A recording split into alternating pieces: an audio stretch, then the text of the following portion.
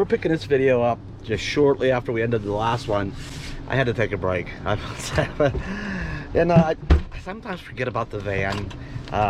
You know, right now between RVs, doing projects, getting the coachman ready, and you know, I gotta keep the bounder up to speed and in a certain condition because that's the way I like it. But I thought between the two, you know, do I have to stock? You know, if I'm gonna be spending time at both of them, when I'm up at the coachman, do I have to worry about stocking the refrigerator? If I'm up there all day, do I have to worry about food and have to run somewhere for lunch? And then I remembered you're in the van. You know, the van's always with me, whether I'm going to one or the other at this period. And I forgot I have refrigeration here. Duh. So I just stopped at the dollar store. You know, I got coffee fixings, and I don't know why. I don't eat a lot of potato chips, but I picked up a bag. But, you know, I like lemon lime pop once in a while. I don't drink a whole lot of it, but I like it once in a while. And I do have creamer for, you know, I usually use like Coffee Mate, or no, the what's just the dry powder stuff. I have it here somewhere. I use it in a pinch if I happen to run out of milk. I don't bother with half and half or anything. I just use a splash of milk. But anyway, you know, let's get that bag out of there. And who knows, later, actually tomorrow, I'll probably make a little list and put some like deli meat and cheese in here, and maybe get some buns or something. And I'll stock this up a little bit better. But I was thinking, you know, I don't have to stock the coach. Worry about stocking the coachman up. I can just come out and have lunch or dinner in the van. What was I thinking? But I have to get back up there. I want to get back up there because rain is going to be moving in this evening, and looks like we might have 2 days of rain. So I at least want to have a quick look at that refrigerator. If there's nothing obviously wrong with it, the wires look good, I'm gonna try to blow that thing out and just give it a good look over it. If I can't spot something easy and obvious that needs done, I want to go ahead and get the part numbers off of that control module or that control board and go ahead and get that ordered. That way when the rain stops in 2 days, that board will probably be in. I could put it in then, but I want to go ahead and get it ordered. I need to get my research done and find the part and get it ordered. Okay, all right. Quit trying to lift my hand. We were almost in the way. I had to move the coachman. It's a good thing I came back when I did. And I was gonna ask him before I left. I mean, it's a long boom on that truck, but that's quite a reach over to that second tree. And if you didn't watch the last video, you was probably wondering what I was talking about. They got this here tree, now it's quite a mess, and they're not being paid to pick any of it up. That's me and my buddy said he'd take care of it. I'm sure I'll give him a hand with that. But he's got that tree the whole way down, and he actually did reach over and get some of the second tree. And but he got what he could. But he needed to move the truck around that corner of the garage. There's a big drop off. Right. He thinks he can reach it from there. So anyway, got back just in time. Moved the coachman over there for now. And so I could probably still go ahead and go over and have a peek in that refrigerator compartment. Although I don't have enough air hose to reach to blow it out, that orifice thing or whatever that's called. That little tube that the propane goes through. But I could at least, yeah, I probably need over 100 foot of air hose, and I don't think it'd be close. But I'll go over and see what I can get done here in a little bit. Oh, and what I said about the cooler, just having the food, having some quick easy meals just in the van all the time. The same goes with the internet. I just put my internet phone, I'll just leave it in the van. I have it up there in a holder and plugged in. It's on all the time. Because no matter where, if I'm up here by the coachman, I'll be parked close enough I can get internet from the coachman. Or if I'm not the bounder, I'm close enough I can get internet from the bounder. So, you know, the less I have to put in a box and take back and forth with me each day that I could just leave in the van all the time, it just simplifies things just a little bit. So, like I say, it's a bit of a juggling game right now with things and where I'm going to be and what I'm going to need while I'm there. It'd probably just take a little bit of time, maybe an hour here and an hour down there, just to get some basics sorted out before we get started here. All right, and just to bring everybody up to speed, in case you didn't see the video a couple of videos ago when I first got this thing working on, at least on electricity it works great. And that's kind of where I left off at. I got some painter's tape up here to hold. This isn't like one of those compartments that has the latch on it. But where do we leave off at here? Yeah, I mean, where I was at with that was, first things first, we got to make sure if the old appliance stands a chance of working, we got to make sure it has what it needs first: a good 12 volts and propane, and 110 volts too for if it's going to work on electric. And where we left off at was we had some damaged wires here that I've repaired, so we did get the good 12 volts to it, and when it's plugged in, it gets the 110 from this receptacle here. There's an old faded tag on there. We don't need that anymore. In the propane, there's propane everywhere else on the system. I'm sure it's here too. I could probably crack that loose and see if it leaks out and then retighten it. I'm sure it's, I'm pretty sure we have it back here. We'll check that later if we need to. Oh, the 12 volt supply. Even if you're running on electricity, you still need the healthy 12 volts, because that's what runs the control board that tells it when to turn off and on. Yeah, can you tell we're right by the road? It still needs that 12 volt for the control board to work. So it needs the 12 volts and 110 for it to work on electricity. So either way, you have to have good healthy batteries and good healthy 12 volts. So I'm gonna pop this cover off here and go get me a little Phillips head screwdriver and see what's hiding in here. From what I can see, I don't see any other wire damage. Everything looks pretty good. So it was just limited to right down in here. So let's I'll be right back then. All right, we're just gonna have a quick look inside here. That switch is questionable, only because it's like really stiff. And I'll tell you what, I have now fixed two things with WD-40. One was the furnace in the bounder. There was a switch in it that was just stiff and had dirty contacts. Now, I don't have any regular contact cleaner, and you know, I'm just gonna put a little squirt in the back of this switch. Move this switch back and forth a couple times. It should free up. Yeah, it just seemed a little stiff. There's that side and that side. Alright, and leave it in the off position. Alright, it's in the off position. So if we were plugged in and I put it in electric, that works. The thing is, and there are two fuses on here also, so I'm going to check. They look good, but I'm going to test them. My multimeter, make sure they're good. And we'll just verify that. Neither red light. That doesn't mean there's power where it needs to be. Neither red light is on. That's for AC operation. That's for gas operation. But I'm just going to listen really, really close here, and I'm going to put it in gas mode and listen if I at least hear that the igniter clicking. I did peek in there, and we'll go back there in a minute. There, gas. Oh, all right. That light come on. I don't hear any clicking. I wonder what that means when the red light comes on. It's just on and hasn't ignited yet.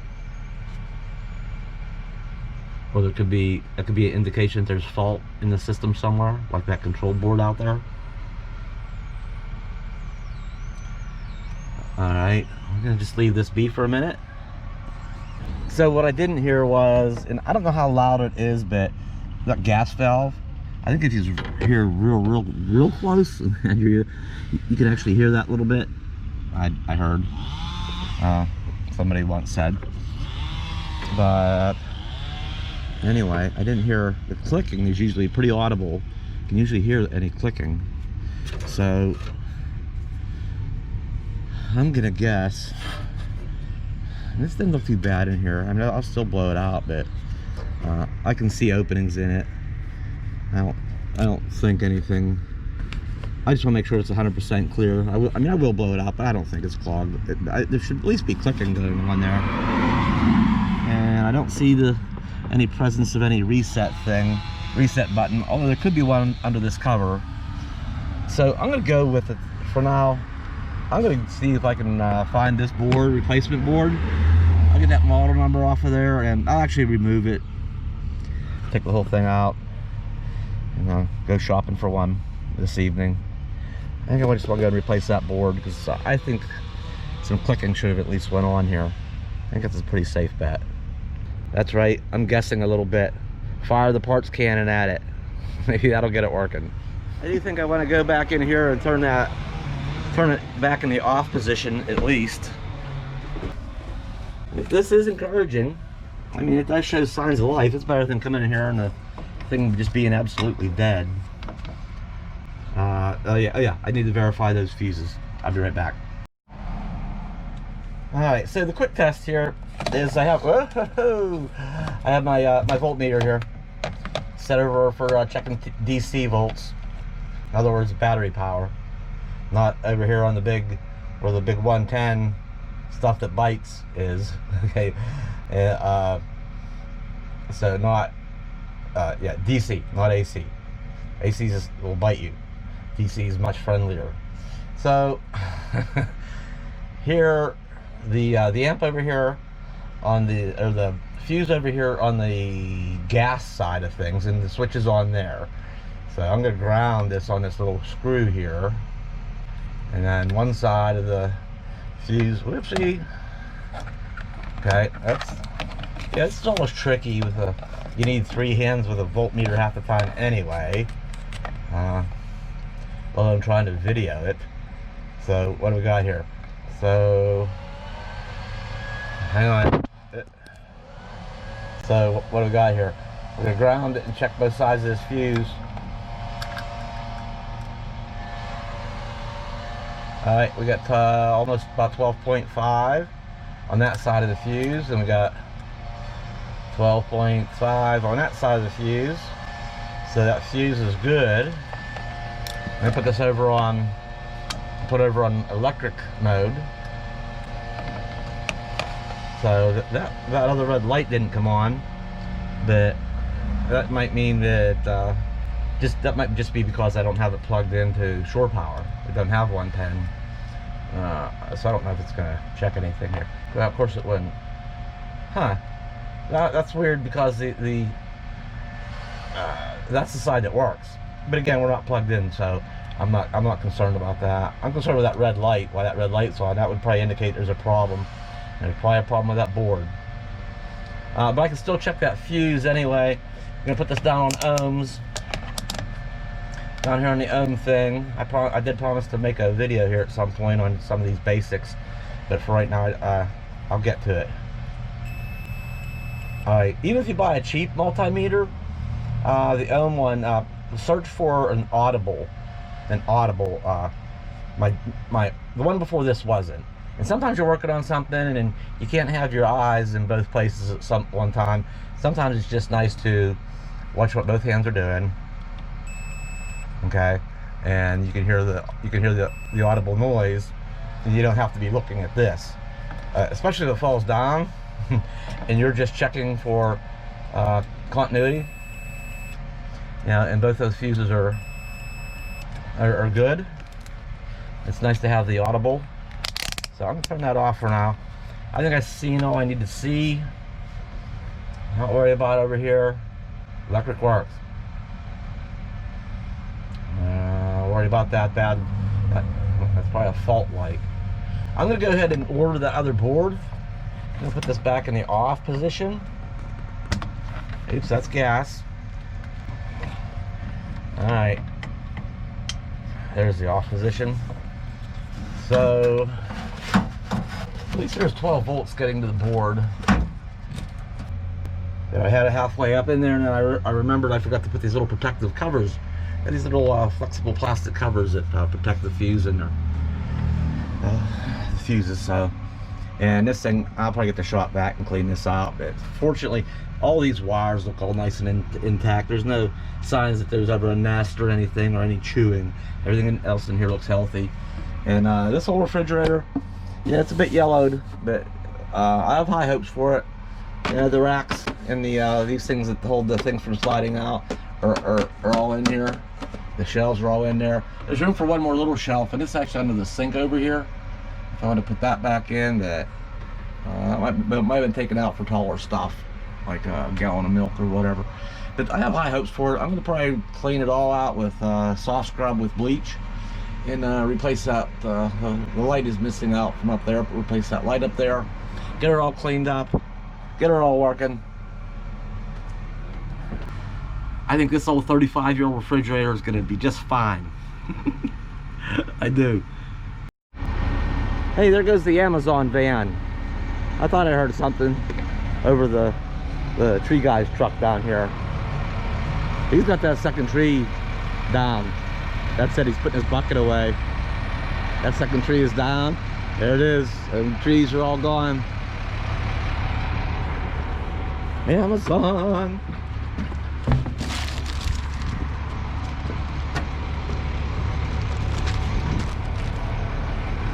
He made pretty short work of this.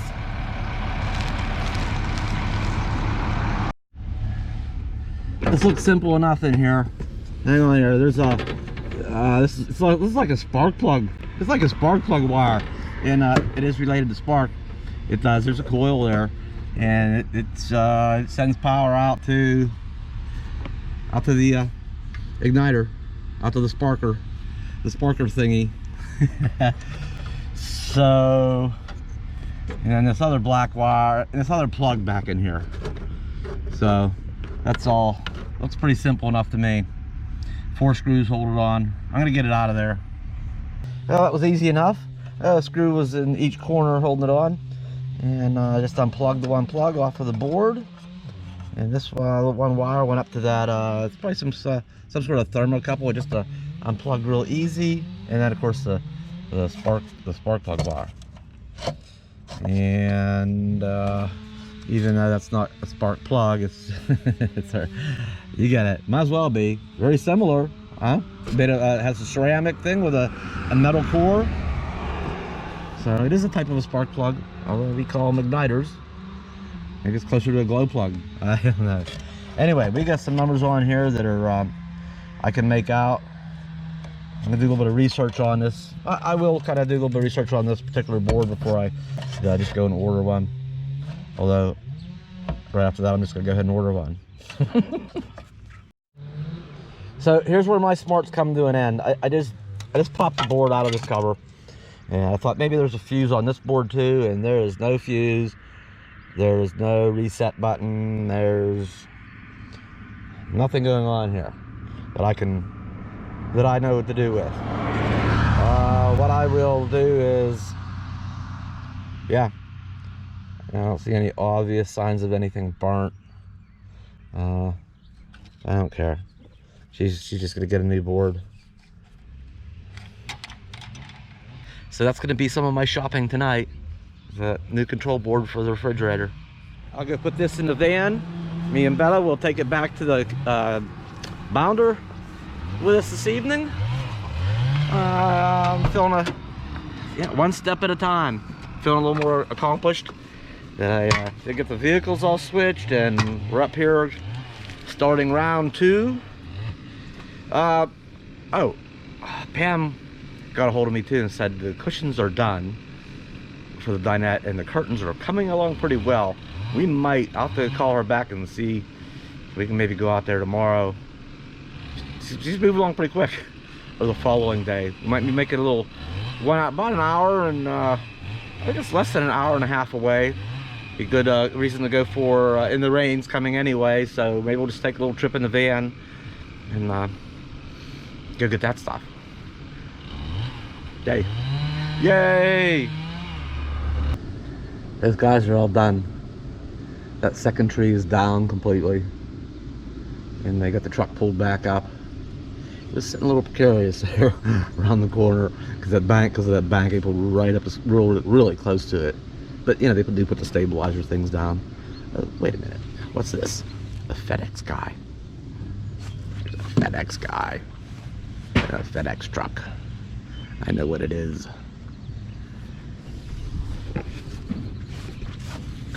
That is the other rack. And we are parked right along the road here. So, okay, people can get by. As soon as the truck pulls out, I will put the coachman, back it up and pull it back down there. And we can pull the van in behind it and get a couple more things together.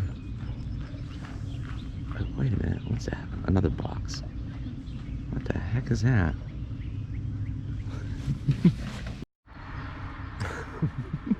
and now the UPS guy. Holy, what's going on around here?